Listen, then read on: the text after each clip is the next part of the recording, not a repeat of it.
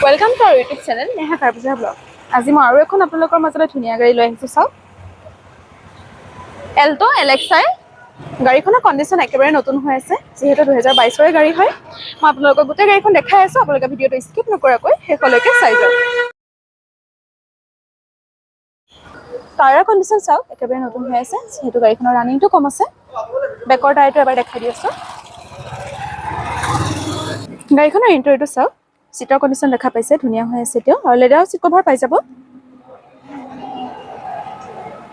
ইয়াত পাব আপোনালোকে মিউজিক সিস্টেম এসি হিটাৰ পাব আৰু গাড়ীখন 5 গিয়াৰৰ হয়।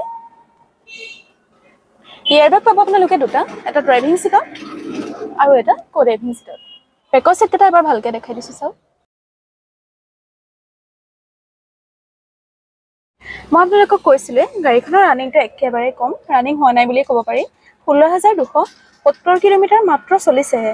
তেতিয়াহ'লে ভাবক আপোনালোকে ছেকেণ্ড হেণ্ডত ইমান কম ৰানিঙৰ গাড়ী পাবলৈ টান। গতিকে সোনকালে আহক নেহা কাৰ বজাৰত। ইঞ্জিনৰ কণ্ডিশ্যন চাওক কোম্পানীৰ ফালৰ পৰা অহা মাৰ্কিং এতিয়াও আছে আৰু ইঞ্জিনত কোনো ধৰণৰ ৰেঞ্চ ব্যৱহাৰ কৰা হোৱাই নাই। গোটেই গাড়ীখন আপোনালোকে দেখিলে গম পাইছে গাড়ীখনৰ কণ্ডিশ্যনটো কি হৈ আছে যিহেতু ৰানিং কম আৰু আপোনালোকে নিজে দেখিছে ভিতৰৰ কণ্ডিশ্যনো বহুত ধুনীয়া হৈ আছে।